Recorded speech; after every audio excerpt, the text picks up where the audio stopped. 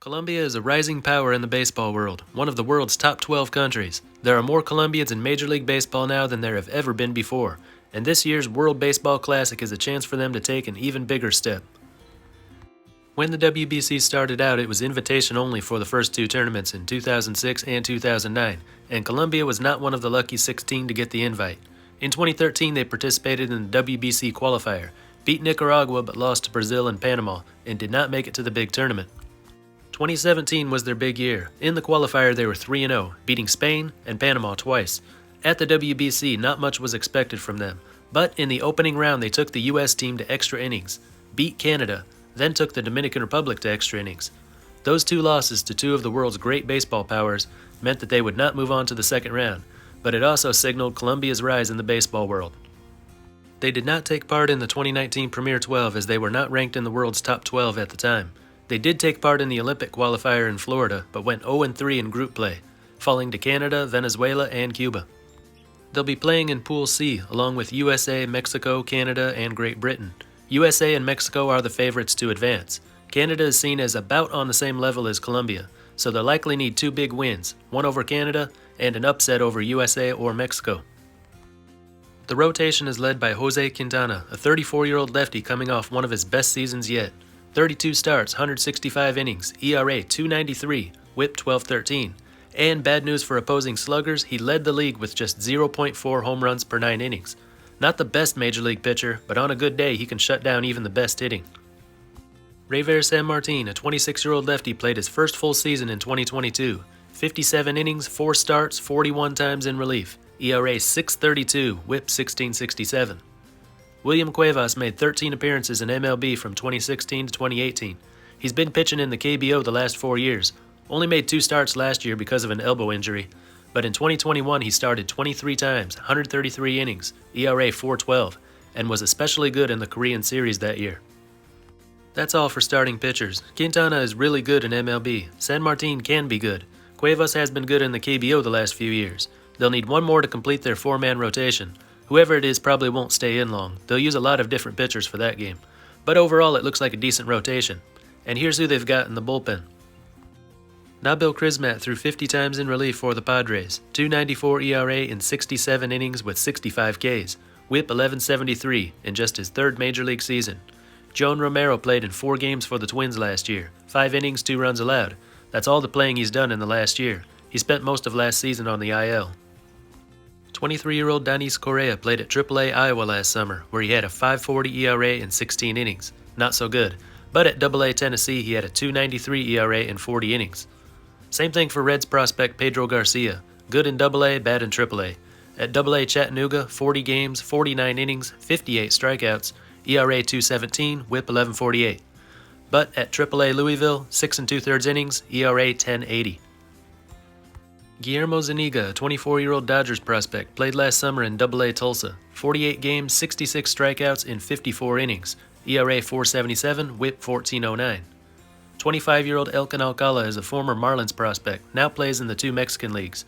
This winter in the LMP, 34 appearances, 34 1/3 innings, 31 strikeouts. ERA 1.57, WHIP 10.78. Juan Gomez, a lefty, played in Mexico last summer and put up some pretty good numbers. 40 games, 41 innings, ERA 1.96, WHIP 9.92, but struggled a little in Venezuela this winter. 26 games, 23 innings, ERA 4.63, WHIP 13.29. Adrian Almeida, an Angels AA prospect in 2021. Last year was spent in the Mexican League, where he had a 6.39 ERA in 25 1/3 innings, with a WHIP of almost 2. Riven Galindo, a 22-year-old Padres prospect, played in Single A last year. 5 starts, 26 relief appearances, 66 innings, 77 strikeouts. ERA 5.67, WHIP 15.60. Rio Gomez, a lefty in the Red Sox organization. At AA Portland, 24 games, 33 innings, ERA 6.55, WHIP 16.67. Jazier Herrera played for a minor league team of NPB's Cebu Lions. 2.90 ERA in 62 innings. This winter in Venezuela, 16 innings, ERA 6.06. So they've got Crismat, a good major league reliever. After that, a couple good AA relievers. A couple good relievers from the Mexican leagues. Then some really bad ones. They should be able to outduel Great Britain's pitching staff. Against the other 3 teams, they'll hope to get the best possible outings from their starting pitchers. But even then, with the pitch limit, they'll have to put their trust in the bullpen for at least half the game. They can expect to give up some runs, so it's very important they get the job done at the plate. In the outfield, they've got Harold Ramirez. He prefers to play in right, a little in left, and also spends a lot of time at first base. Last year was his 4th Major League season. In 120 games with the Rays, he hit .300, .343, .404. Not much speed or power, but a good hitter.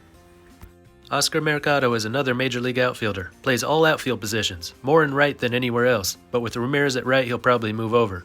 2022 was his 4th Major League season, 54 games, .207, .242, .372, with 4 home runs. Tito Polo is a Mexican League player in the summer, plays all outfield positions, most of the time in center, which is where he'll probably be for this tournament. 2022 LMB numbers: 79 games, 12 home runs, 35 steals, slash line 295, 389, 531. He played this winter in the Dominican League, where he hit .261, 342, 391 in 40 games. 25-year-old Gustavo Campero is a switch-hitting Angels prospect. Used to be a catcher, now plays all the outfield positions, mostly in right. Only made 14 plate appearances at AA Rocket City, going 3 out of 12 with 1 stolen base. This winter in Colombia, he hit .333, .420, .480, with 9 steals in 45 games. Jesus Mariaga plays all outfield positions with a preference for right. The 24-year-old has been playing independent ball in Gary the last 2 summers. In 2022, he hit .307, .379, .454, 21 steals in 71 games.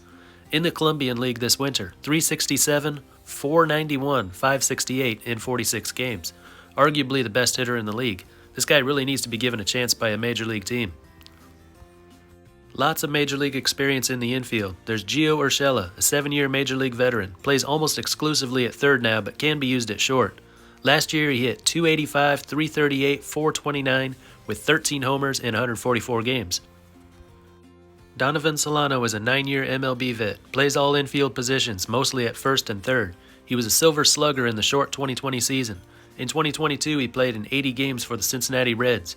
Hit .284, .339, .385. Jordan Diaz, a 22-year-old second baseman who just made his MLB debut last year with the Oakland A's. 15 games, 51 plate appearances, slash line 265, 294, 327.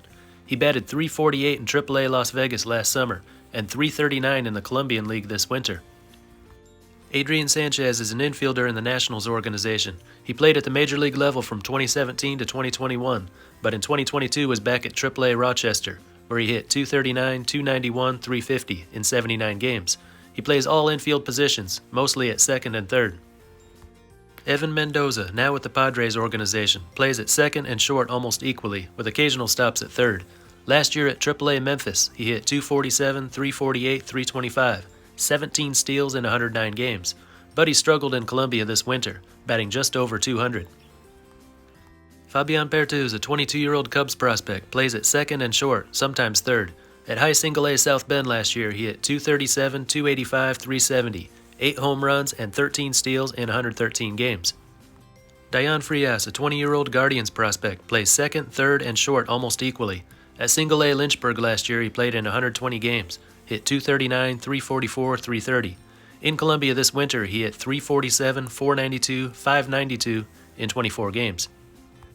All 3 of their catchers played at the major league level last year. One is Jorge Alfaro. He's been at the major league level for 7 seasons. Last year, in 82 games with the Padres, he hit .246, .285, .383 with 7 home runs. Elias Diaz has been in the big leagues for 8 years. With the Rockies in 2022, he played in 105 games, hit .228, .281, .368 with 9 home runs. 26-year-old left-handed hitter Mabrice Valoria played in his 5th major league season last year, none of them full seasons. 26 games with the Texas Rangers, slashed .159, .280, .270. That is some good hitting they've got, an active major league player at almost every position, and mostly good ones too, not guys that are getting just a few swings for the summer, but everyday players. Even among the non-MLB position players, they've got one who just played in MLB the year before, a good hitter from the Mexican League, and most of the minor league prospects seem like they're on the right track. Most of these players were in the Colombian League this winter, which has been on the rise, one of the most improved winter leagues over the past few years. One thing you notice looking at the players' stats is that there's very little power in the lineup. Only a couple of them hit double-digit home runs at any level last year, and no one hit 20. But you see good batting averages and on-base percentages, a few with high stolen base totals, Should have no problem putting runners on base, just need to make sure they bring them home. The rotation looks good, not as good as what USA and Mexico are bringing, but Quintana on a good day is as good as anyone. The bullpen is the worrying part, it doesn't look very good, but the hitting is good enough to score more runs than the bullpen gives up. Might be some pretty high scoring games with this team. Chances of advancing out of Pool C I'd put at 30%. They will be underdogs against USA and Mexico, only slightly favored over Canada. I can see them possibly upsetting Mexico. The advantage of pitching will go to Mexico, but Colombia might be able to win the offensive battle. Their chances of going all the way, 10%. A Cinderella run to the title would either have to be entirely led by Colombia's hitting, or they need some surprisingly good performances from more than a few members of their pitching staff. Small chance of that happening, but still a chance. Anyway, that's just what I think. Let me know what you think down in the comments. That's all for this one, and until next time, this is Baseball International. See ya.